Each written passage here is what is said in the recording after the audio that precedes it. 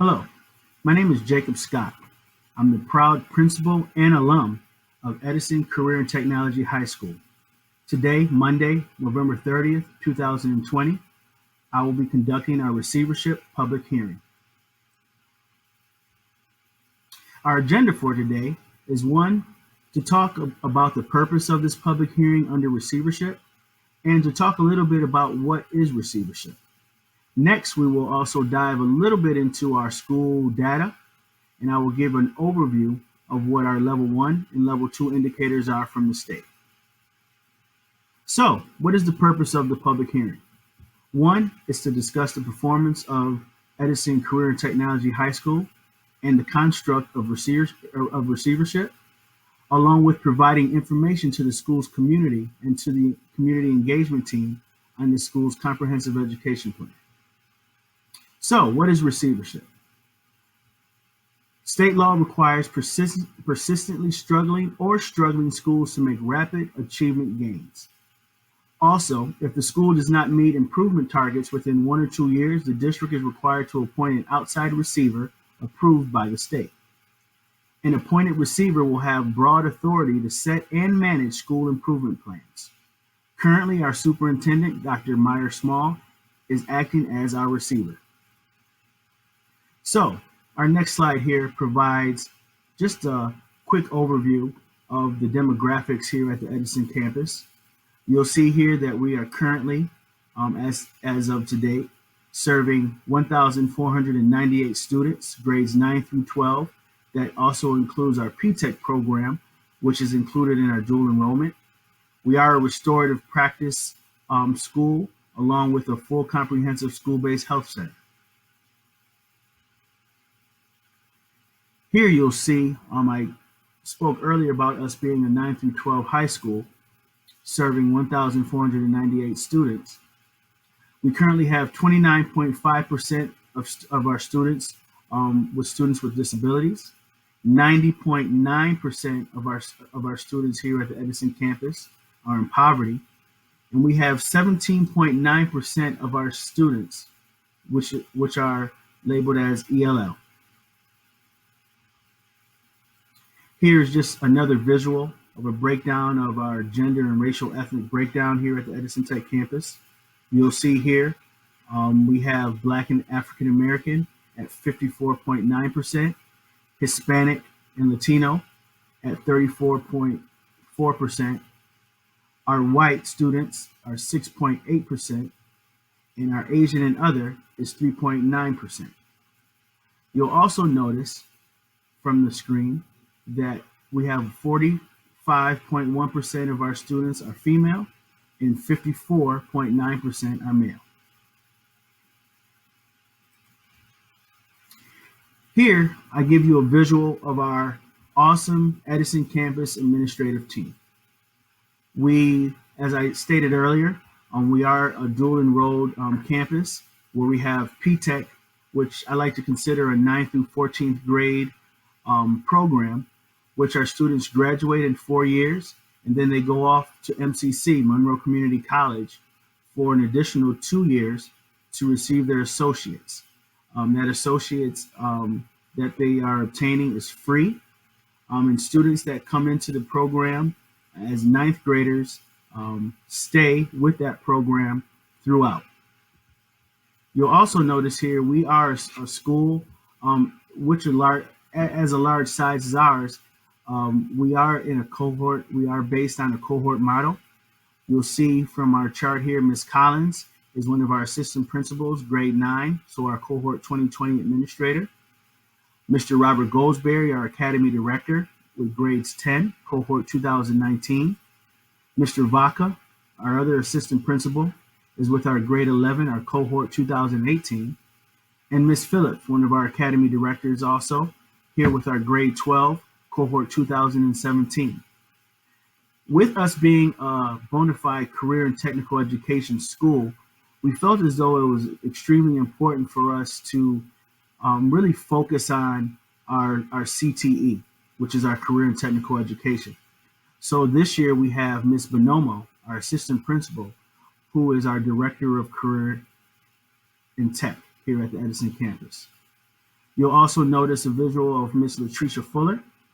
She is the director of PTech, 9 through 12, but I also include those 2 additional years at MCC. That's why you see 9 through 14. Then Mr. Humphreys, our assistant principal in PTech. We also have Ms. Bonacci, who's our associate director, who oversees our NISA program.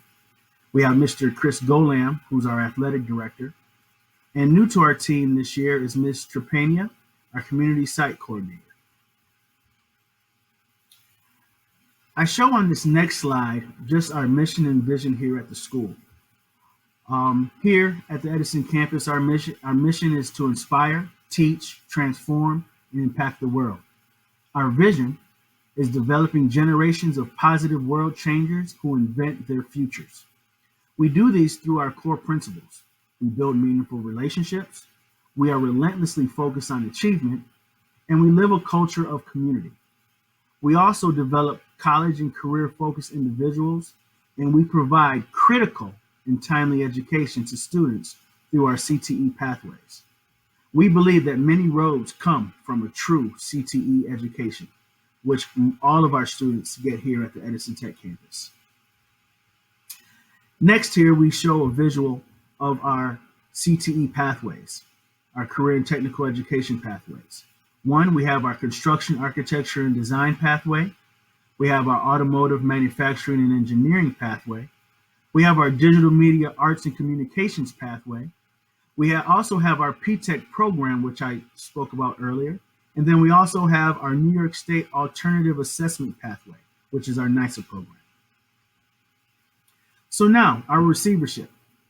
All receivership schools have both a level 1 and a level 2 indicator. Currently, we have 18 indicators that were provided by the state.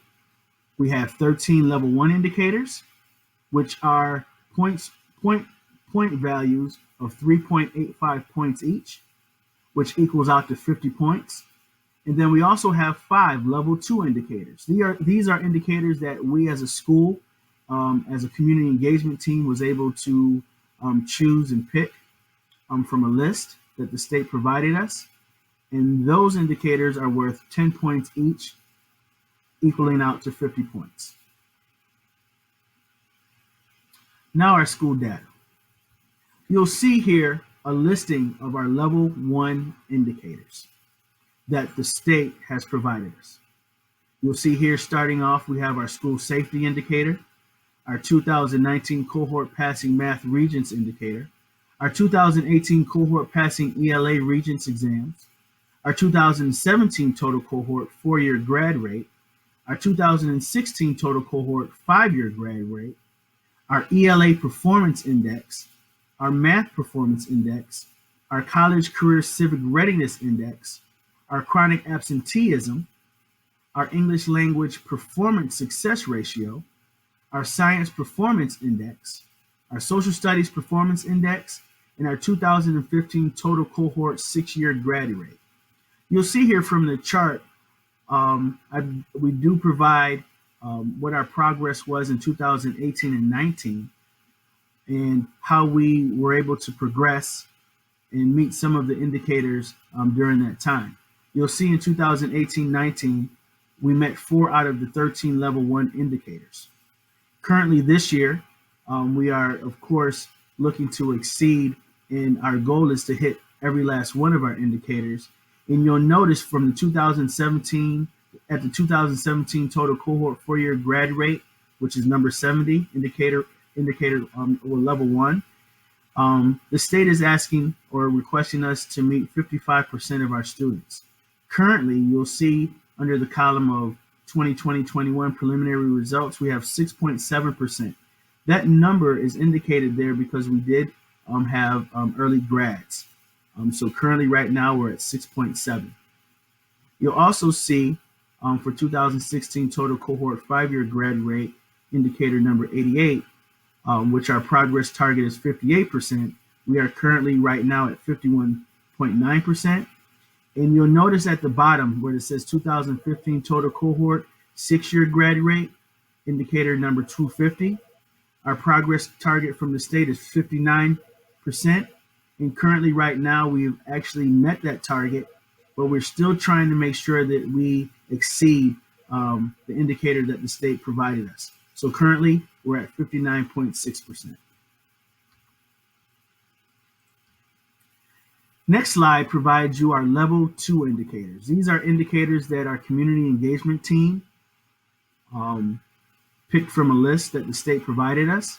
And as I stated earlier, these level 2 indicators are worth 3.85 points each.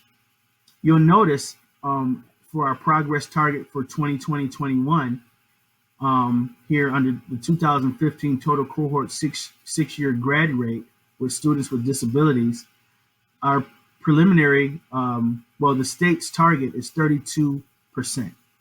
Currently, right now, we're at 40.7%. So we've actually already hit that target, which is great.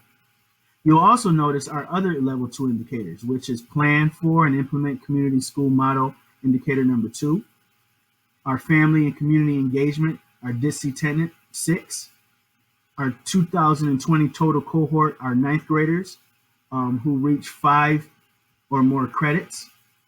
And then our other level 2 indicator is providing 200 hours of ELT. You'll notice from 2018 and 19, 3 out of the 5 level 2 indicators we were able to meet as a school. And plus we were able to also receive credit for 2 of the indicators that were to be determined. I show here a visual of 2018-19 results and kind of how they kind of manifest themselves. In order to the state, in order to make demonstrable improvements, which we are doing our best to do, 67.0 is the number in which the state requires us to meet. You'll notice here in 2018-19, our results for level 1, our point totals equaled up to 15.4. We had 13 level 1 indicators that were worth 3.85 each. We were able to meet 4 of those indicators, and unfortunately, we weren't able to meet 9 of them. So that equaled out to 15.4. For our level 2 indicators, we had 5 level 2 indicators worth 10 points each. We met 3 of those indicators. 2 of those indicators were to be determined, and we were able to get credit for those. So we were able to get all 50 points for level 2s, totaling up 65.4 between both level 1 and level 2, leaving us short, of course, a few points shy of the 67. You'll notice this year as we start our chart, we have 13 level 1 indicators, 5 level 2 indicators. Currently, right now, we have been able to meet one of the metrics for our level 1 indicators, giving us 3.85 points already. And for our level 2 indicators, we've also already met one of the level 2 indicators as well, providing us with 13.85. Of course, our goal is to meet and also exceed all 18 indicators that the state has provided us. I show here on our next slide just the progression of our graduation rate for a 6-year trend. You'll notice here in 2014, we were at 49.1%. In 2015, we went to 52.6%. And last year, 2016 cohort, we dropped a little to 51.8%. I show here a visual, and if anyone that is viewing the public hearing wants to reach out, and I do provide information on one of the last slides, if you do want a copy of the slides along with a more in-depth analysis of our indicators, I will provide that to you via email. But you'll see here a breakdown of one of the examples of one of our level 1 indicators, which is our 2017, which is our current seniors, in their total cohort 4-year graduation rate, which is indicator 70. You'll notice here on the chart, our total cohort enrollment for our current seniors, which is our 2017 cohort, is 382. The progress target that the state is requesting us to meet is 55%. So they're asking us to hit 55% as our graduation rate for this year, for 2020-21. The number of graduates needed, of course, to hit 55% will be 211. But let me make it very clear. Our goal is to make sure that all 382 of those students graduate. And for the state currently, our graduation rate, which I spoke about earlier, is 6.7%. And that is because currently we've had 27 graduates who graduated early. So that's great. In order for us to meet the number of 55% that is provided by the state, we need 184 additional students to meet the target of 55%. And a chart similar to this one right here is what I provide for each one of our indicators. It gives you a listing of what the cohort number is, as far as what the total enrollment number, what the progress target that the state is asking us to meet, the number of graduates or numbers or students rather that we need in order to meet the indicated number or the progress target that the state has provided us, both for level 1s and level 2s. Now, of course, we cannot do this alone. I showed you earlier our building level administrative staff. We also have a community engagement team. Our community engagement team is led of alumni, business partners, teachers, students, parents, but we also need to hear your voice. If you're someone that has the time, that wants to provide a voice to assist us as we not only just try to reach the goals that the state provides us, but exceed the goals. We truly believe that Edison is very unique. We are one of the only true CTE schools here in our district. And as I stated earlier, our mission is to inspire, teach, transform, and impact the world. If you are interested in joining our community engagement team, I would ask you to please reach out to Katie Trepania, who is our community site coordinator, and email her at edisoninfo@rcsdk12.org. And also, if you have any input into what you saw today, or just anything that you may want to discuss or talk about, if there's an opportunity that you may even want a tour of our building, I think it's always important for visitors, both parents, students, business, business partners, people in our Rochester community, to actually see and smell what is going on here at the Edison Tech campus. So if you are someone that has some input, one on this presentation, but just on anything as it relates to our school, as it relates to career and technical education, I would please ask you to please call 585-324-9716 and also email us at edisoninfo@rcsdk12.org. I want to thank you for your time, and please call us. I always look forward to speaking with individuals who have concerns, who may even have some issues, but also individuals who also have solutions. So thank you very much for your time.